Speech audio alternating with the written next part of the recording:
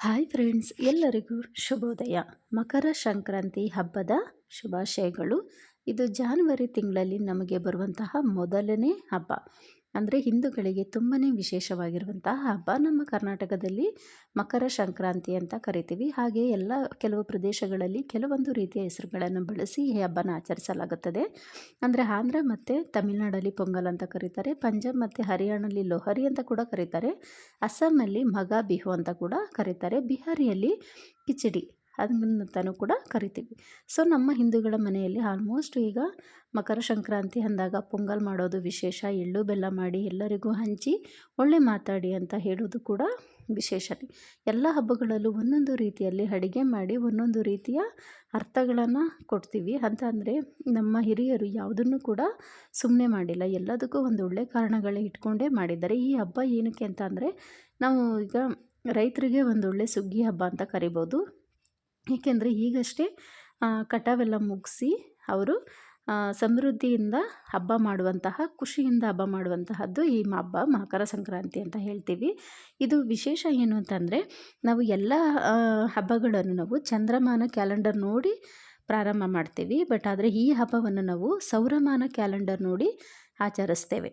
ಈ ಎಳ್ಳು ಬೆಲ್ಲನ ನಾವು ಏನಕ್ಕೆ ಈ ಹಬ್ಬದಲ್ಲಿ ವಿಶೇಷವಾಗಿ ಬಳಸ್ತೀವಿ ಅಂತ ಅಂದರೆ, ಈಗ ಚಳಿಗಾಲ ಆಗಿರೋದ್ರಿಂದ ಚರ್ಮ ನಮಗೆ ಹೊಡೆಯೋ ಚಾನ್ಸಸ್ ಇರುತ್ತೆ. ಸೊ ಹಾಗಾಗಿ ಎಳ್ಳು ನಮ್ಮ ಚರ್ಮದ ರಕ್ಷಣೆಗಾಗಿ ನಾವು ಇದನ್ನು ಬಳಸ್ತೀವಿ. ಹಾಗೆ ಬೆಲ್ಲ ಬಂದು ತುಂಬ ಚಳಿ ಇರುವ ಕಾಲ ಆಗಿರೋದ್ರಿಂದ ನಮ್ಮ ದೇಹದ ಉಷ್ಣಾಂಶ ಇರಲಿ, ಅಂದರೆ ಉಷ್ಣಾಂಶದಿಂದ ಕೂಡಿರಲಿ ಅನ್ನೋ ಉದ್ದೇಶಕ್ಕೆ ನಾವು ಬೆಲ್ಲವನ್ನು ಬಳಸ್ತೀವಿ. ಹಾಗೆ ಜ್ಯೋತಿಷ್ಯನೂ ಕೂಡ ಈ ಜ್ಯೋತಿಷ್ಯದ ಪ್ರಕಾರ ಏನಂತಂದರೆ ಮಕರ ಸಂಕ್ರಾಂತಿ ಸೂರ್ಯ ಸಂಕ್ರಮಣ ಆಗುವುದು ಅಂತ ಕೂಡ ಇದನ್ನು ಕರೀತಾರೆ.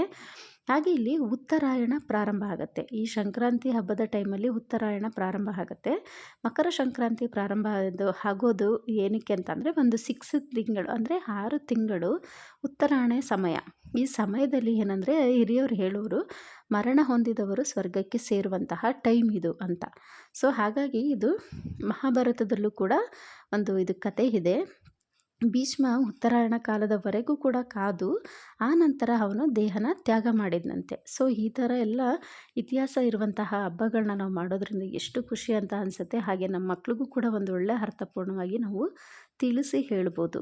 ಹಾಗೆ ಇಲ್ಲಿ ಹಸುಗಳನ್ನ ನಾವು ಈ ಹಬ್ಬದಲ್ಲಿ ಕಿಚಾಯಿಸೋದು, ಅಂದರೆ ಬೆಂಕಿ ಹಾಕಿ ಹಸುಗಳನ್ನ ಅದರಿಂದ ನೆಗೆಸ್ತೀವಿ. ಆ ಥರ ಮಾಡೋದ್ರಿಂದ ಆಗಷ್ಟೇ ಬೇಸಾಯ ಮುಗಿಸಿ ಸುಸ್ತಾಗಿರುವಂತಹ ಹಸುಗಳು ಸ್ವಲ್ಪ ಉತ್ತೇಜನ ಆಗಲಿ, ಮತ್ತು ಅದರಲ್ಲಿ ಇರುವಂತಹ ಕ್ರಿಮಿ ಕೀಟಗಳು ಬ್ಯಾಕ್ಟೀರಿಯಾಗಳು ಸಾಯಲಿ ಅನ್ನೋ ಉದ್ದೇಶಕ್ಕೆ ನಾವು ಈ ಥರ ಮಾಡ್ತೀವಿ. ಹೀಗೆ ಒಂದೊಂದು ಹಬ್ಬದಲ್ಲಿ ಒಂದೊಂದು ವಿಶೇಷತೆ ಇದೆ. ಸೂರ್ಯನು ಈ ದಿನ ತನ್ನ ಪಥ ಬದಲಾಯಿಸುವಂತೆ ಎಲ್ಲರ ಬಾಳಲ್ಲಿ ಪಥ ಬದಲಾಗಲಿ, ಸುಖ ಶಾಂತಿ ಸಮೃದ್ಧಿ ಸಂತೋಷ ಆರೋಗ್ಯ ಸಂಭ್ರಮ ಪಸರಿಸಲಿ ಅಂತ ಹೇಳ್ತಾ ಮತ್ತೊಮ್ಮೆ ಎಲ್ಲರಿಗೂ ಮಕರ ಸಂಕ್ರಾಂತಿ ಹಬ್ಬದ ಶುಭಾಶಯಗಳು. ಎಲ್ಲರಿಗೂ ಒಳ್ಳೆಯದಾಗಲಿ.